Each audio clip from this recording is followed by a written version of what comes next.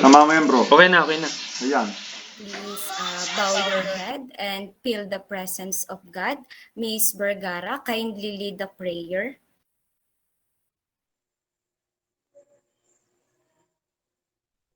Okay, let us bow our head and put ourselves in the holy presence of our Lord. In the name of the Father, of the Son, of God, the Holy Spirit. Amen. Dear Lord,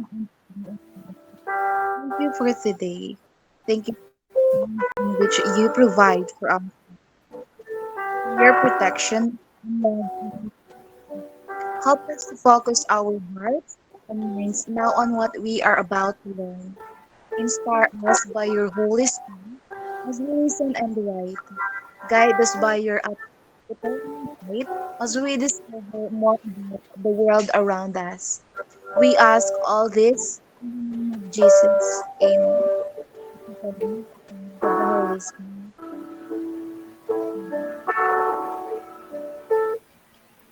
Thank you, Miss Vergara. So, good afternoon, class. How are you today? Good afternoon, ma'am. We're good, ma'am.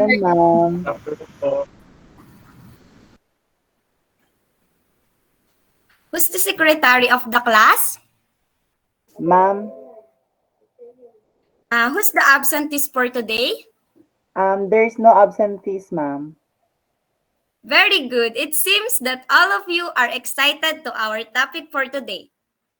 But before we proceed to our discussion, welcome to our class. And before we start, can you open your cameras and let me see your beautiful and handsome faces?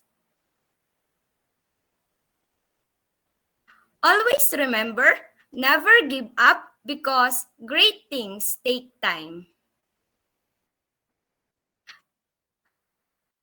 Let me first introduce myself. My name is Miss MYLENE ALAYAN, and I will be your instructor for today.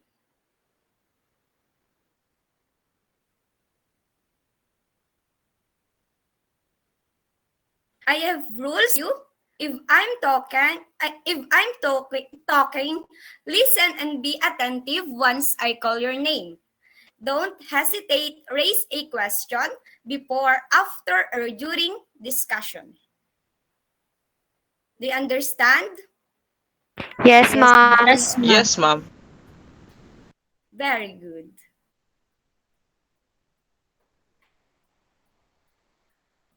So before we proceed to our discussion, let's have a game. This game called Pig's Puzzle.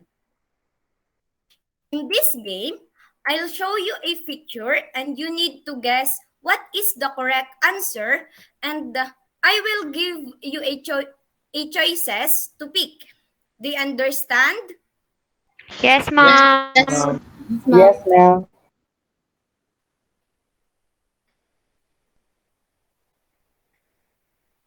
Number 1, Confucius.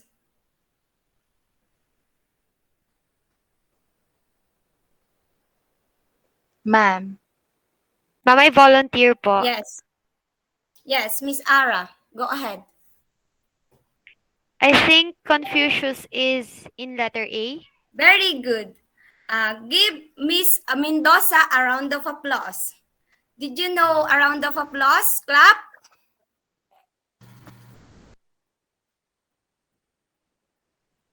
Not yet, ma'am. Yes, ma'am.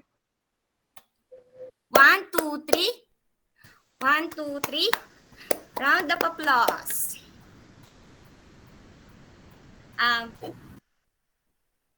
The second, Downism.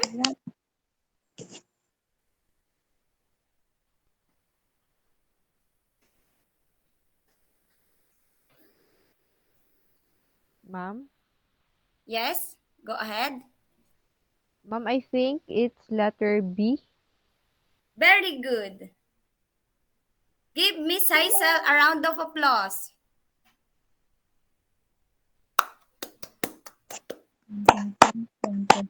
Round of applause. Great Wall of China. Which picture show Great Wall of China? Ma'am. Ma'am, Yes, Mr. Dasig. Letter A. Very good. Give Mr. Dasig a round of applause.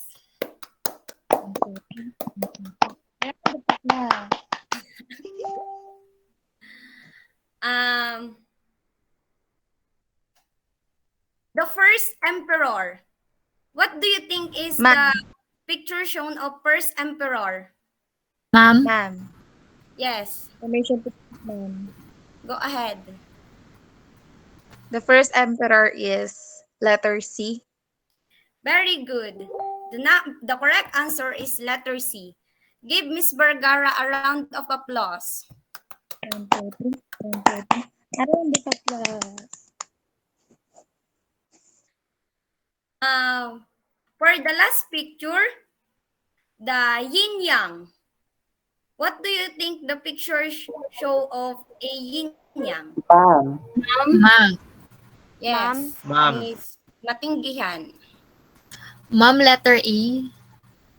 Very good. The letter A show the yin yang. The yin yang. Give Miss Matanggihan a round of applause.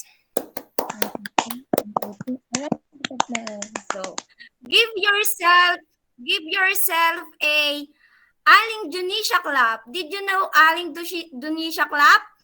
No, No, ma'am. ma'am. 1, 2, 3. 1, 2, 3. Very good, very good, very good. So, let's repeat. 1, 2, 3. 1, 2, 3. Very good, very good, very good.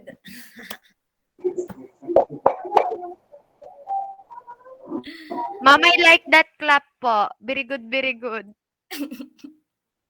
It's Aling Junisha clap, Miss Mendoza.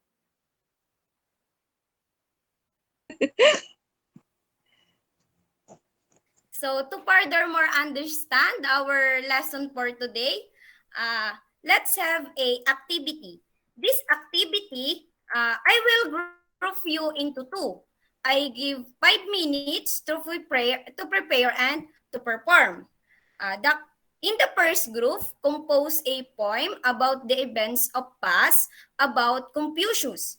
The first group are Miss Mendoza, Mr. De Torres, Miss Vergara, and Miss Linato. Did you understand group 1? Yes, ma'am. Yes, po. ma'am.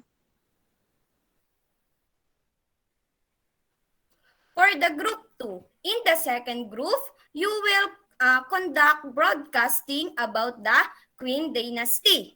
The group 2 will be Miss Matanggihan, Mr. Mina, Miss Acosta, and Mr. Dasig. Did you understand group 2? Yes, ma'am. Very good. The criteria, the content, 25%, the cooperation, 25%, the creativity, 25%, the organization, 25%, the total of 100%. Are you ready? Yes, ma'am. So let's Yes, start. we are. So let's start.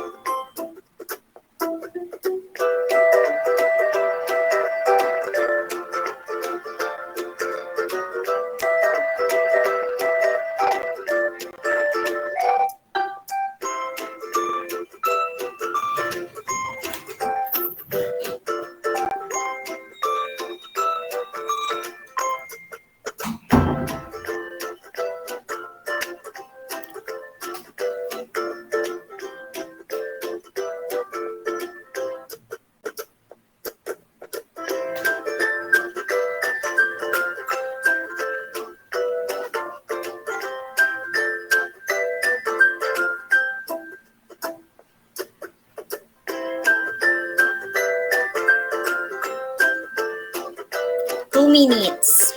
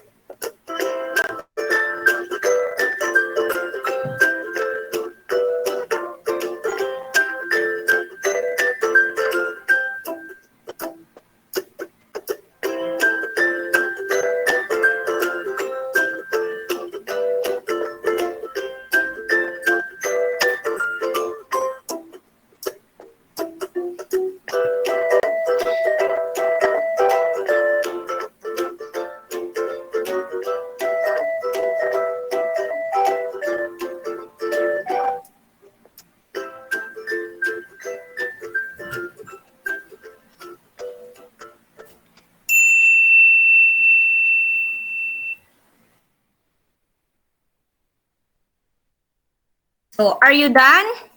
Group 1, Group 2? Yes, ma'am. Yes, ma'am. Yes, ma'am. Very good.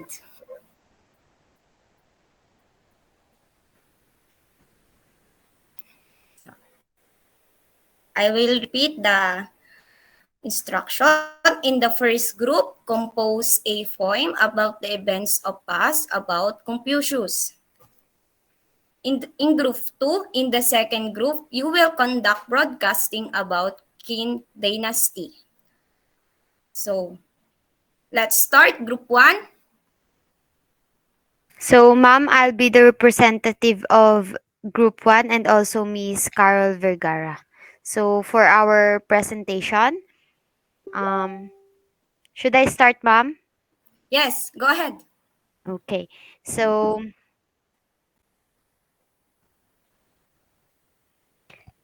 here's our poem, ma'am. Men and women made for what purpose? Do they individually exist on this universe? Always, I ask, while on walk or when I bask.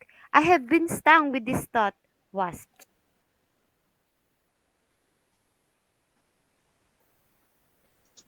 I'm quite sure perhaps this is a binary world. Seems both are a part of a heavenly machine, fittingly fits on each other, coupled with love. Without them, beautiful world can't be seen. O Lord, thy art uncanvassed canvas.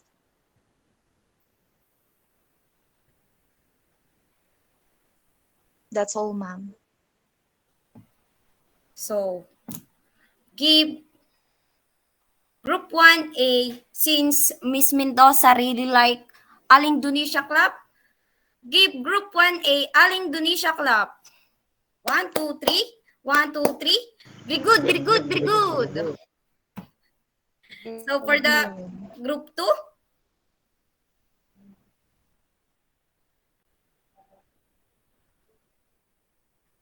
And we are the group 2, ma'am. yes, Mr. Mina, go ahead. Okay. Hello, Philippines, and hello, China. Live at Beijing, China, reporting Mark Anthony Rosas Mina. And for today's video, we're going to talk about the Qin Dynasty established the first empire in China, starting with efforts in 230 BC or before Common Era, during which the Qin leaders in Yufield, which six Zhou dynasty states. The empire existed only briefly from 221 to 206 BC, but the Qin dynasty had a lasting cultural impact on the dynasties that followed. Back to you, Miss Princess. Thank you, Miss Mina. Capital of Qin Dynasty. The Qin region was located in modern-day Shaanxi province, north of the Zhou Dynasty territory. Qin served as a barrier between it and the less civilized states above it. The capital of the Qin Dynasty was Shangyan, which was extensively enlarged after the Qin dominance was established. Lily, pasok! Thank you, Miss Queen. Qin itself had been considered a backwards barbarian state by the ruling Zhou dynasty. This distinction had to do with its slow pace in embracing Chinese culture, for instance, lagging behind the Zhou in doing away with human sacrifice. Pasok, Dasi. The ruling class of Qin nonetheless believed themselves to be legitimate heirs to the Zhou states, and through the centuries they strengthened their diplomatic and political standing through a variety of means, including marriage. That's all, ma'am. So give group 2A heart emoticons clap. 1, 2, 3. Heart, heart, heart. 1, 2, 3. Heart, heart, heart. So, 1, 2, 3. Heart, heart, heart. so what have you noticed after doing the activity? Ma'am, Ma'am, Yes? Miss Vergara? ma'am, I've noticed that it's all about China. Very good. So, what do you think will be our subject matter for today? Ma'am, Yes, Miss Vergara. our subject matter for today is the Qin Dynasty, and I think the Confucius and Great Wall of China.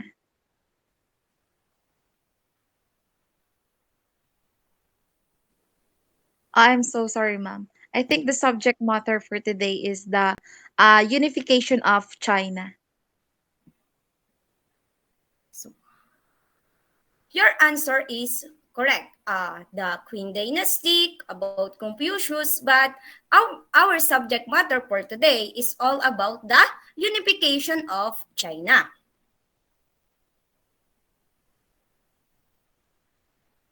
The unification of China. Toward the end of the Shu dynasty, China moved away from its ancient values of social order, harmony, and the respect for authority. Chinese scholars and philosophers developed different solutions to restore these values.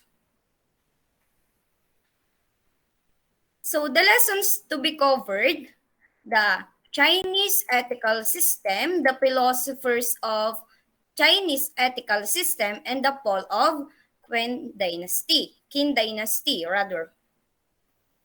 So, did you know who are in the picture?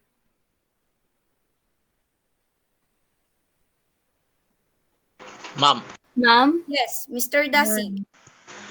the man in the picture is Confucius. Very good. The picture showed Confucius. So, can you give your insight about him? Ma'am. Yes, Miss Mendoza.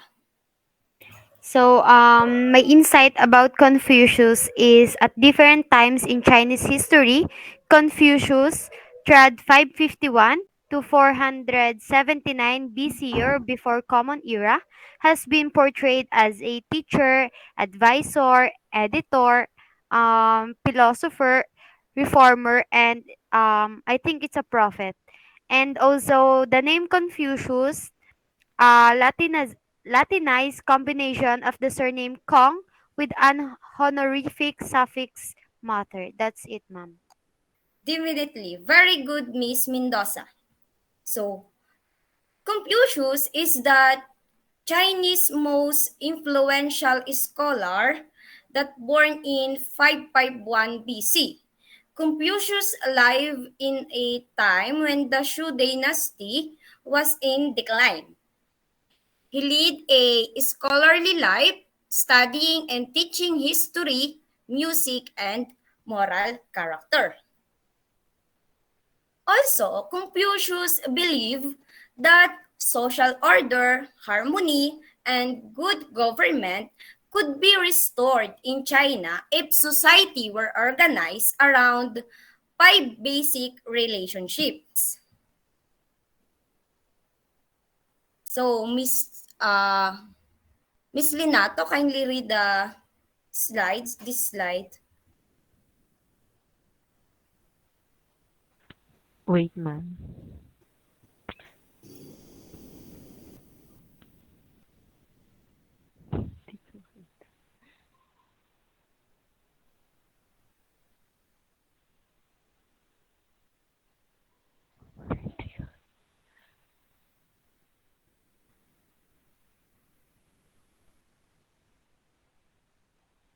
So, Okay, ma'am. These were the relationship between first ruler and subject, second father and son, third husband and wife, fourth older brother and younger brother, and the fifth one friend and friend. those are the Confucius belief that can give or to restore China if society can organize around these five basic relationship. A code of proper conduct regulated each of these relationships. For example, the rulers should practice kindness and virtuous living. In return, the subject should be the loyal and the low-bidding. Three of Confucius' five relationships were based on the family. Kindly read Miss Matanggihan. Confucius stressed that children should practice filial piety or respect for their parents and ancestors. So, can you give me your insight about filial piety of Confucius?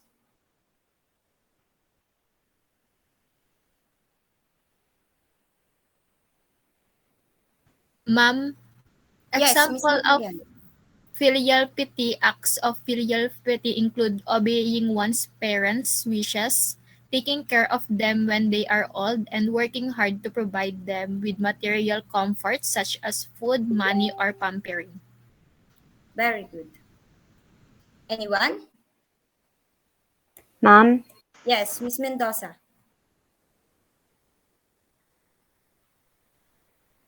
um, filial piety is the Confucian virtue of honoring the elders in your family. In English, we use an older Latin-based expression to name this social principle of parental respect. So, filial piety according to very good Miss Mendoza. So, filial piety according to Confucius meant devoting oneself to one's parents during their lifetime. It also required honoring their memory after death through the performance of the certain rituals. In Confucius Analects 2.7, Mr. De Torres, kindly read this slide.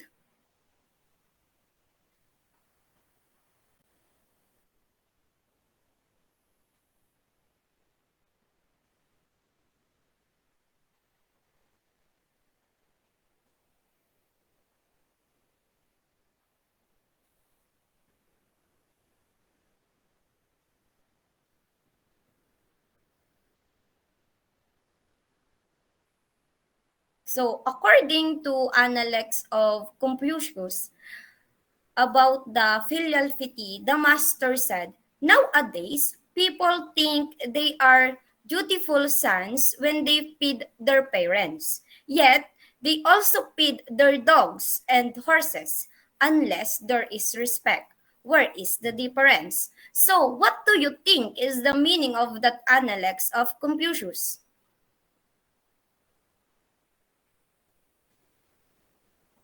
Ma'am, Yes, go ahead. ma'am, Yes, the Costa. analects The analects were written in a manner common to the time. Thin strip of bamboo had 20 to 25 characters written on them with brush and ink. Each strip had a hole drilled through it, and bundles of strip were held together with a string. Thank you, Miss Acosta. So, Confucius wanted to reform the Chinese society by showing the rulers how to govern wisely. Impressed by the Confucius' wisdom, the Duke of Lu appointed him the Minister of Justice.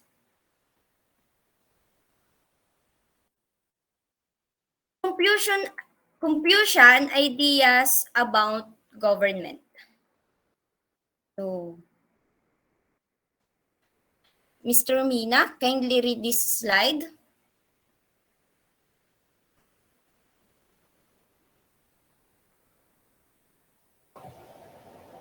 Confucius said that education could transform a humbly born person into a gentleman. In saying this, he laid the groundwork for the creation of a bureaucracy. Bureaucracy.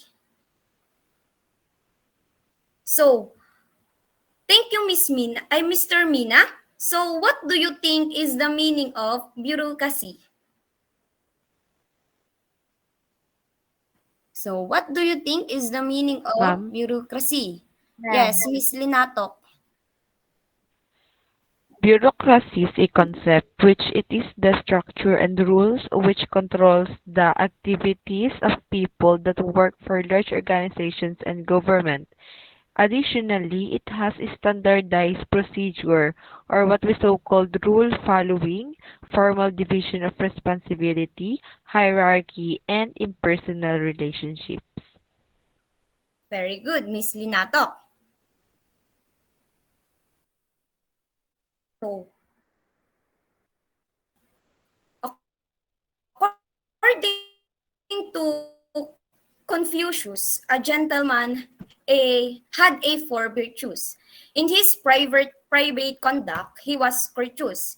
In serving his master, he was punctilious or precise. In providing for the needs of the people, he gave them even more than their due.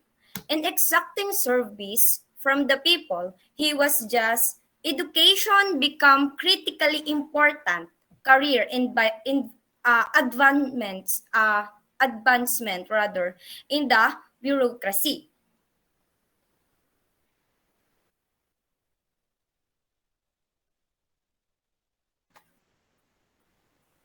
In addition to Confucius, uh,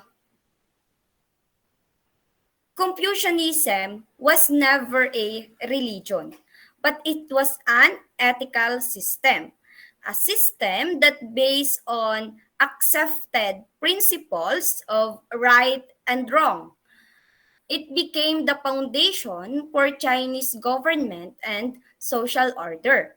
In addition, the ideas of Confucius spread beyond the China and influenced the civilizations throughout East Asia.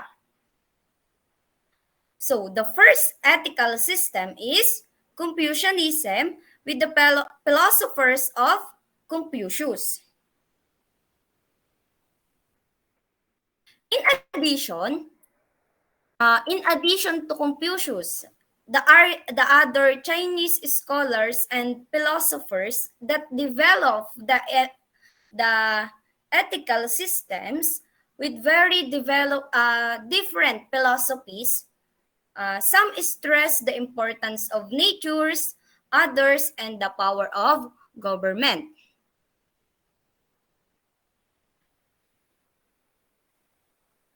So, did you know who are in the picture? Ma'am, Yes, Yes, ma'am. Miss Vergara. I think it's lousy. Very good.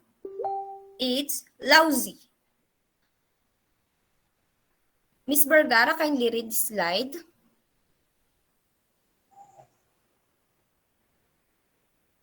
His book Thou De Jing, The Way of Virtue, expressed Laozi's belief. He said that a universe force called the Tao, meaning the way guides all things of all the creatures of nature.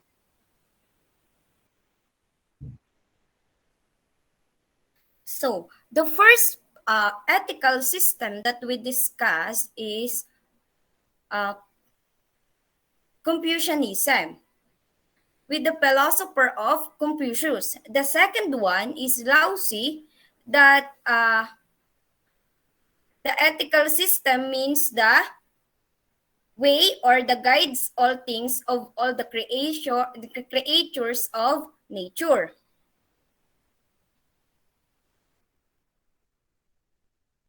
The philosophy of Laozi came to be known as Daoism. It searched for knowledge and understanding of nature that led the Daoism followers to pursue scientific studies. Taoists made many important contributions to the science of alchemy, astronomy, and medicine. So, according to Laozi, only humans fail to follow the Tao. They argue about questions of right and wrong, good manners or bad.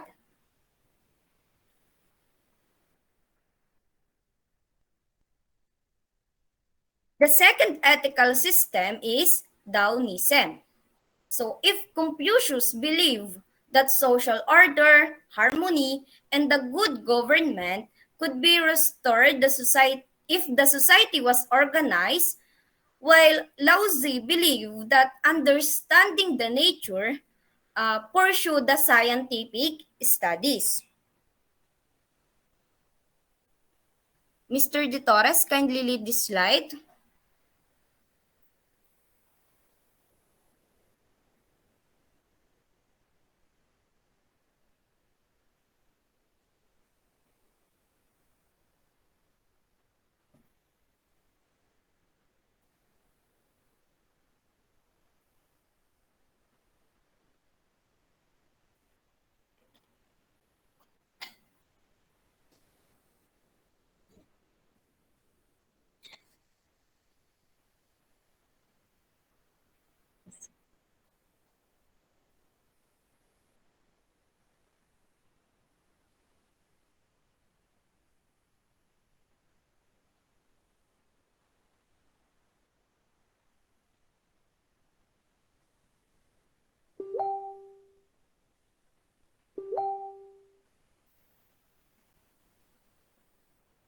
So the third ethical system is legalism.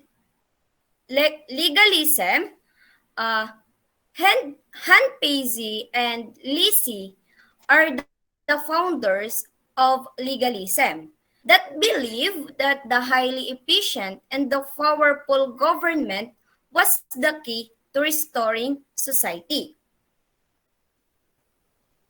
So, if Confucius believed that the social order, harmony, and the good government can restore the society, and Laozi believed that understanding the nature to pursue the scientific studies, Han Peizi and Lisi believed that highly efficient and powerful government was the key to restore the society.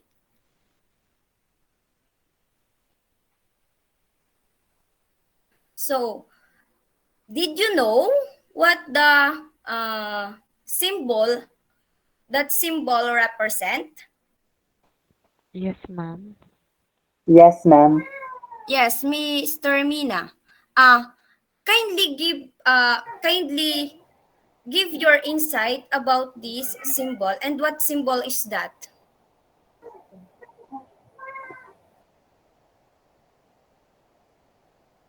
two powers that together represented the natural rhythms of life. Yin represents all that is cold, dark, soft, and mysterious. Yang is the opposite, warm, bright, hard, and clear.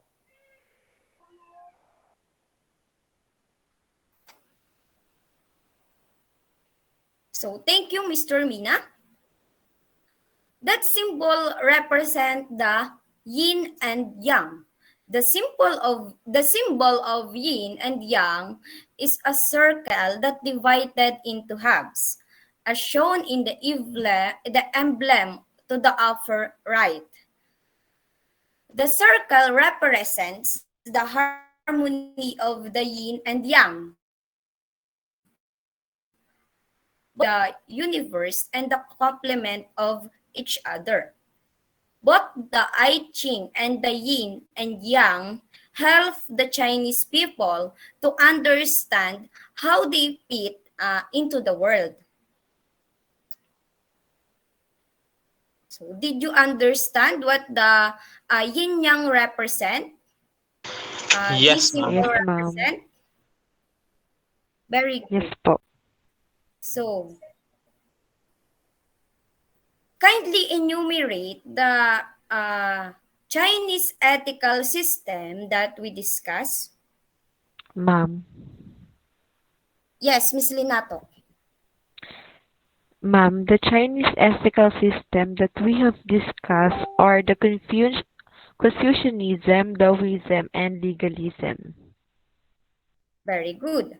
The three Chinese ethical system that we discuss is Confucianism, the philosopher of Confucius, that believed that social order, harmony, and the good government could be restored, while Daoism is Laozi, that believe that understanding the nature to pursue the scientific studies, while the legalism, uh, believe that High Pizzi and Lisi that believe that highly efficient and powerful government was the key to restore the society.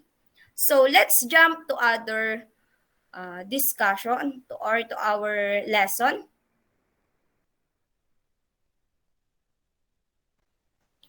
So let's jump to Queen dynasties that unifies China.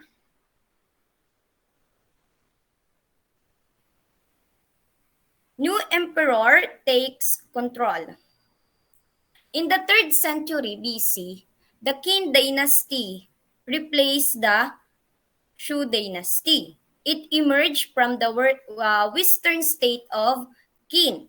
The ruler who founded the Qin dynasty employed legalist ideas to subdue the warring that states and unify his country. So, kindly read these slides, Miss Matanggihan. In 221 BC, after ruling for over 20 years, the Qin ruler assumed the Qin ruler assumed the name Shi Huangdi, which means first emperor. So, the new emperor that takes control is Shi Huangdi. Shi Huangdi means first emperor. The new emperor had begun his reign by halting the internal battles that had shaped the China's strength. Next, he returned his attention to defeating invaders and crushing resistance within China to his rule. Shi Huangdi armies attacked the invaders of north of the Wang He and south as far as what is now the Vietnam. His victories doubled the China's size. Shi Huangdi was determined to unify the China. So, a program of Shi Huangdi. So, Miss Acosta, kindly read this slide. Yes, ma'am. A program of Shi-1D centralization. Shi-1D's sweeping program of centralization include the building of a highway network of more than 4,000 miles. Also, he set the same standard throughout China for writing law, currency, and weights, and the measures even down to the length of the cart axles. This last standard made sure that all vehicles could fit into the routes of China's main road. So, the program of Shi-1D, number one is the centralization. So, Shi-1D's sweeping program of centralization included the building of highway network of more than 4,000 miles. Also, he set the same standards throughout China for writing, law, the currency, and the weights and the measures, even down to the length of the cart axles. This last standard made sure that all vehicles could fit into the routes of China's main roads. So the second program of Shiwangdi, and I know that all of you are familiar of that. So Miss Mendoza, kindly read this slide.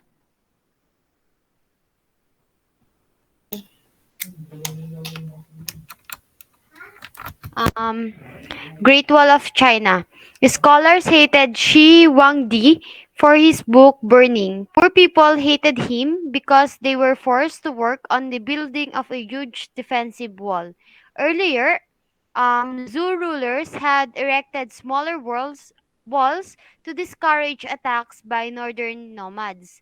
Shi Huangdi determined to close the gaps and extend the wall almost the length of the empire's border.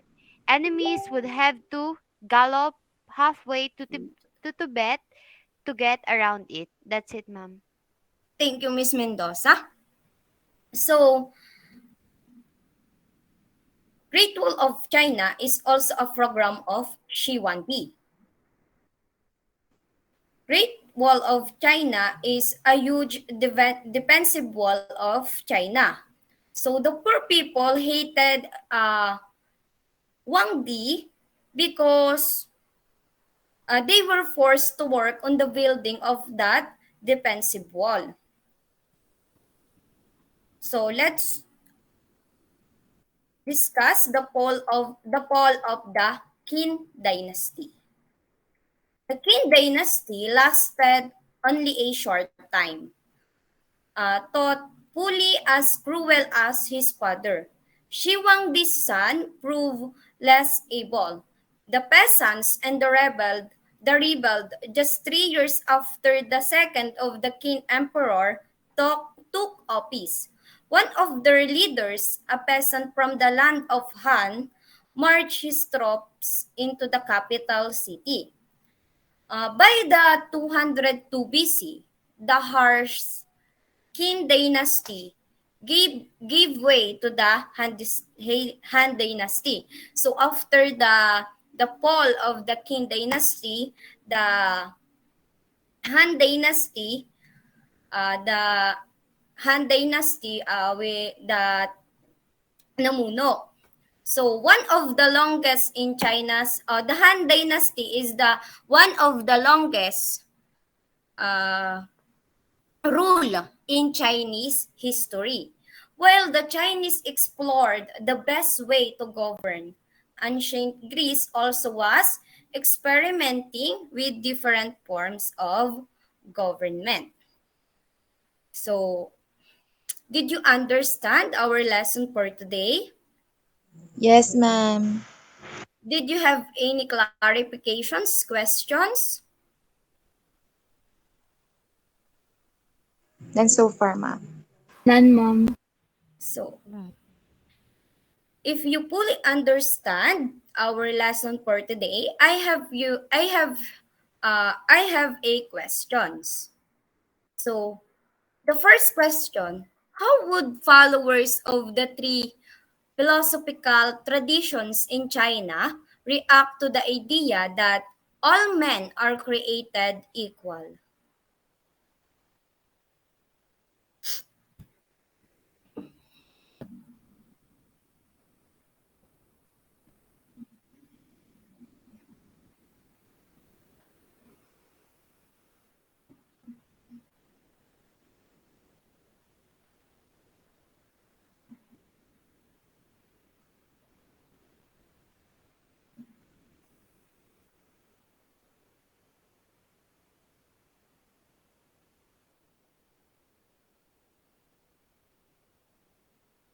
Philosophical traditions in China react to idea that all men are created equal? Ma'am. Yes, go ahead. So the legalists believed in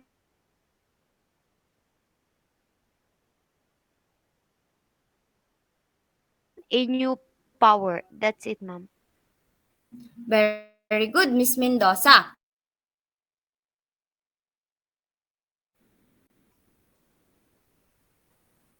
For the second question, traditions in China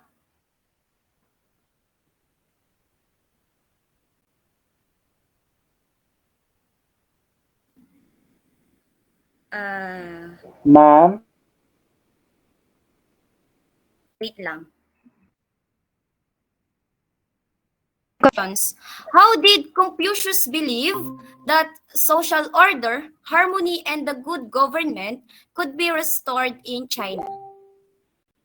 Ma'am. Ma'am? Yes, go ahead, Mr. Mina.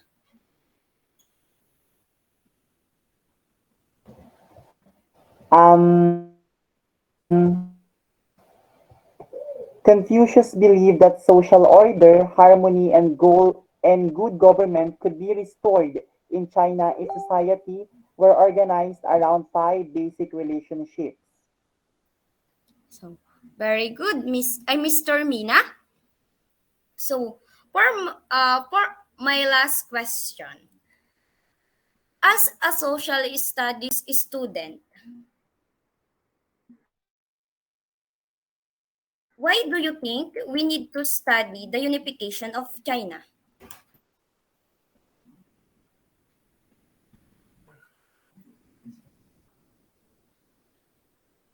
As a social studies student, so why do you think we need to study the unification of China?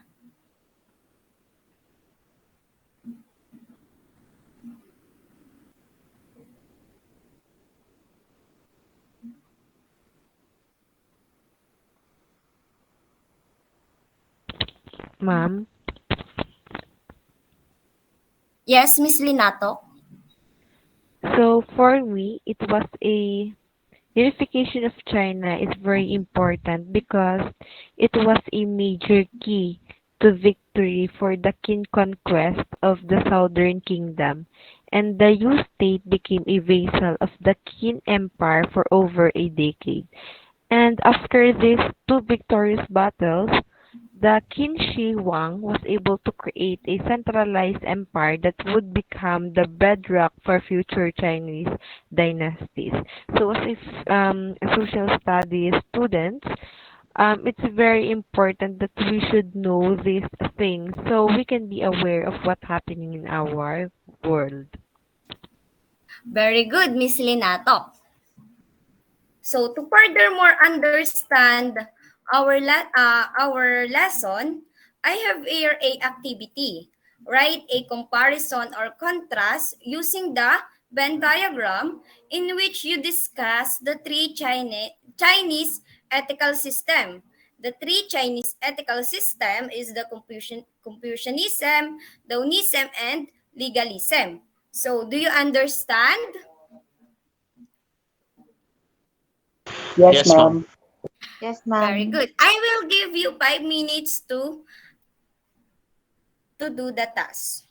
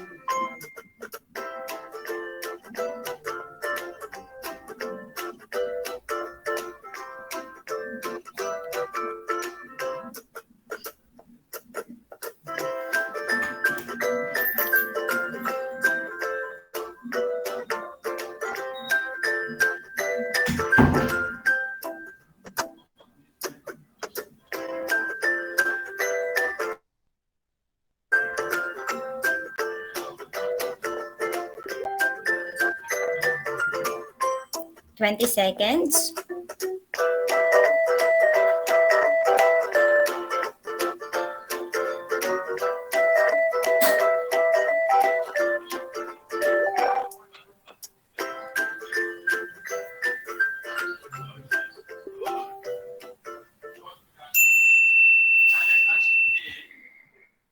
So, are you done, students? Yes, ma'am. Are you done, class? So, Yes, direction. ma'am. Write a Yes, comparison or ma'am. contrast using Venn diagram in which you discuss the three Chinese ethical system. So, Mr. Dasig, kindly present your activity. Good afternoon, ma'am. Good So again, afternoon. the three Chinese ethical system are Taoism, Confucianism, and legalism. Under Taoism, it was stated here, the natural order is more important than the social order, and also a universal forces guide all things. Under Confucianism, social order, harmony, and good government should be based on family relationships. Also, education is important to the welfare of the individual to society. Under legalism, a highly efficient and powerful government is the key to social order.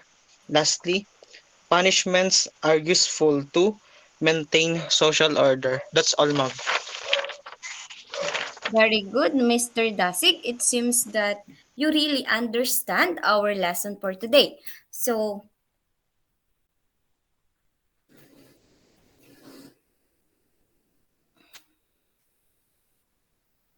I have here a 5 questions, but you got a 10 because each number have a two equivalent 2 points.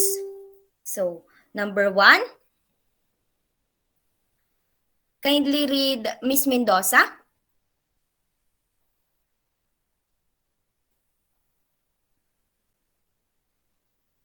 So for number 1, many of the laborers worked on the wall and died anyway. Victims of the crushing labor or the harsh winter weather. So So, I my answer is it it's a Great Wall of China, ma'am. very good. It's Great Wall of China. Number 2. Ma'am, Yes, Mr. Dasig. the symbol of yin and yang is a circle divided into halves as shown in the emblem to the upper right. The answer po is yin and yang. Very good. The third question. Ma'am. Yes, Miss Linato. Number 3, in the 3rd century BC that replaced the Zhou dynasty. The correct answer is Qin dynasty po. Very good. In the 3rd century BC that replaced the Shu dynasty is the Qin dynasty. Number 4. Ma'am, Yes, Miss Vergara. China's most influential scholar, Confucius.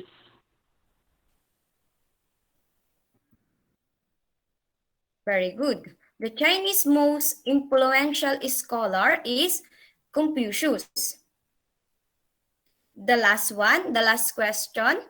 Ma'am. Ma'am. Yes, Miss Vergara. The 3 Chinese ethical term, I can't see the other word, but my answer is the Confucianism, legalism, and Taoism, ma'am. Very good. The 3 Chinese ethical system is Confucianism, legalism, and Taoism. So, kindly took a picture of your answer, your test today, and send it to our GC. I will give you 2 minutes to take a picture and send to our GC. Did you understand? Yes, ma'am. Very good. Yes, ma'am.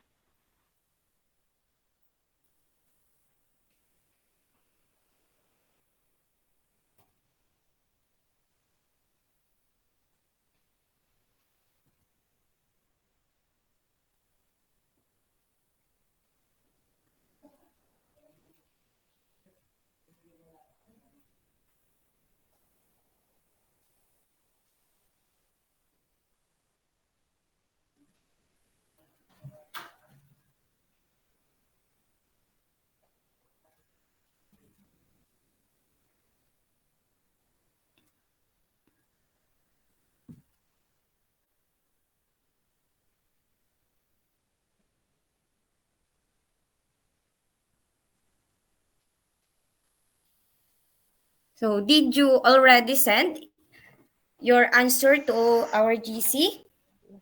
Yes, ma'am. Very good. So, for the assignment,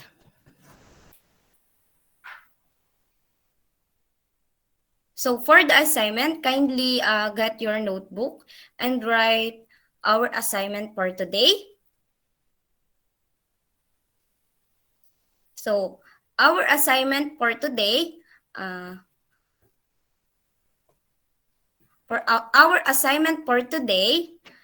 kindly write the assignment for today.